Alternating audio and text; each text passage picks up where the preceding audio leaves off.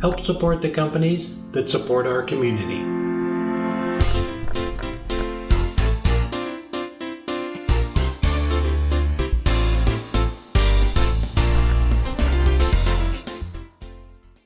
I used a piece of myrtle wood for this project. It's about 5 by 6. I went ahead and put it in between centers and then used a roughing gouge to get it trued up.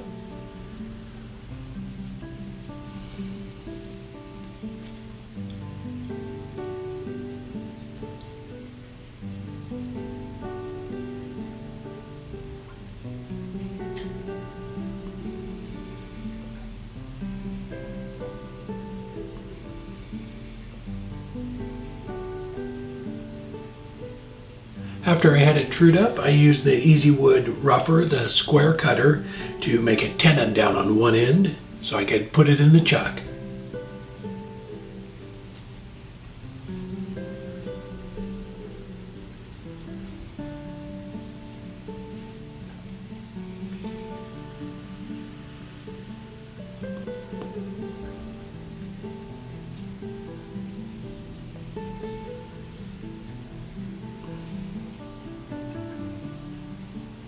After I had it mounted in the chuck, I used a spindle gouge to shape the outside of it.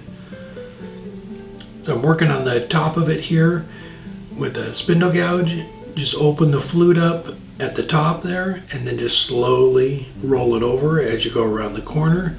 So it's kind of just a one motion. It's open and then you just slowly roll it as you go around the corner.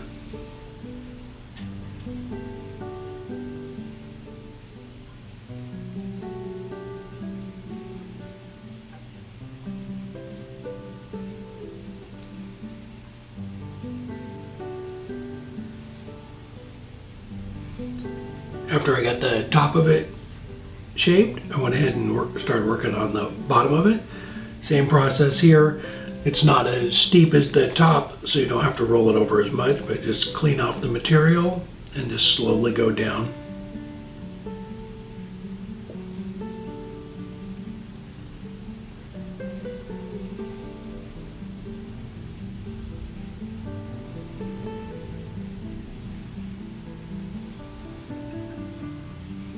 As I was working my way down, I would clean off some material and work that down and then come back up it a little bit and make another pass so that it was all even. Once you get it really close, then you come back up a little bit more and then make a slow pass so that it's nice and smooth all the way down.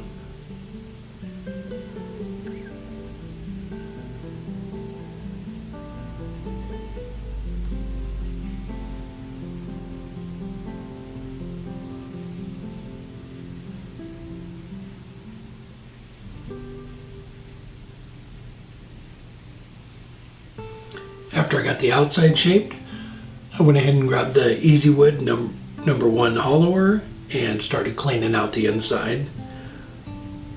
So I just kept working my way down with this. It took a little longer than the footage here, but I just kept working my way down. It started with the wall consistency at the top, so you just slowly work your way down. Don't clean out the whole inside of it at one time. You want a little bit of support as you go down. So you just start at the top and start cleaning it out and set your wall thickness.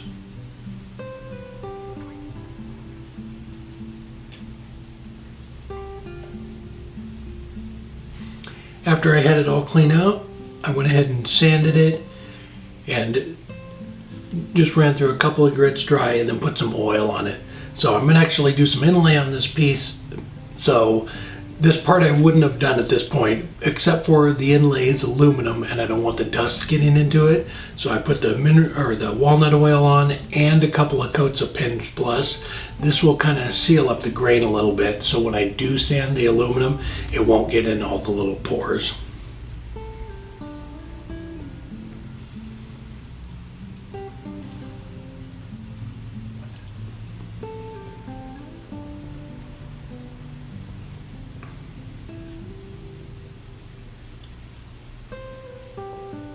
For the layout on this, it Totally depends on what you're gonna do. I'm using these little round plugs. So I used a Forstner bit and I just marked it. I used the indexing system on the lathe. I went every other one, and then when I went to the next row, I moved down one and then every other one. So it kind of creates a curve pattern on it. This will completely depend on what you're doing, you know, that'll vary. So I just kept working my way up all the way to the top, and the Forstner bit works really well for the pieces that I'm gonna use in this.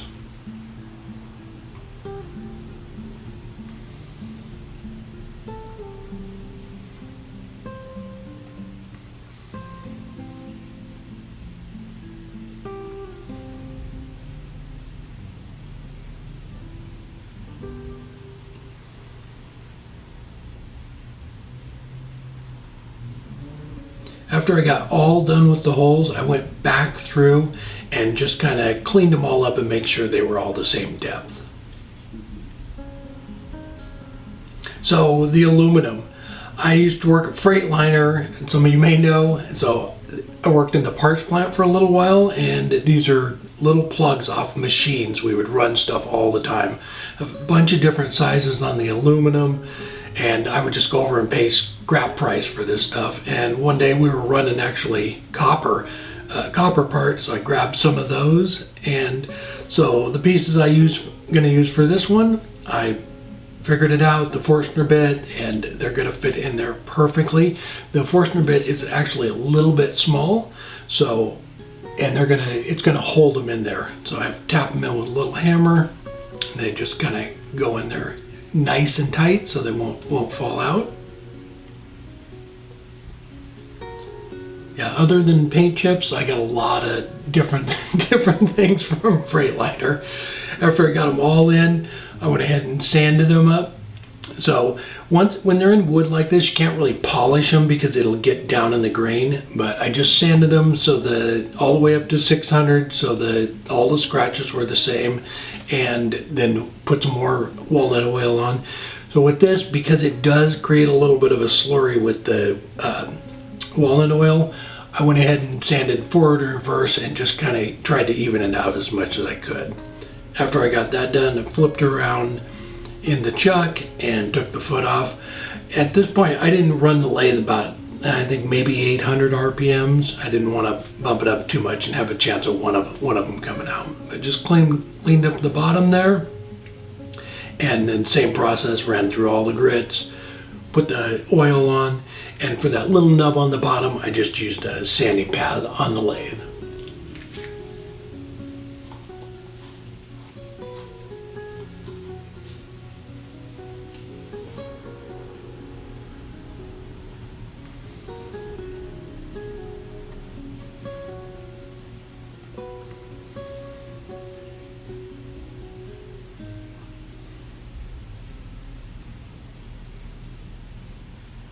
There we go, I got it all done. Again, it is out of Myrtle wood, and after I got it off lathe, I used the sanding pad to clean up the bottom of it there. So the aluminum stuff is, I used to work at Freightliner, and when I was working at the parts plant, we would run stuff all the time. So I would go over to the scrap bin and just pay scrap price for all these little plugs. One day, like I said, we were running some copper parts. I'm not even sure what they were for, but I scooped up a big bag full of those.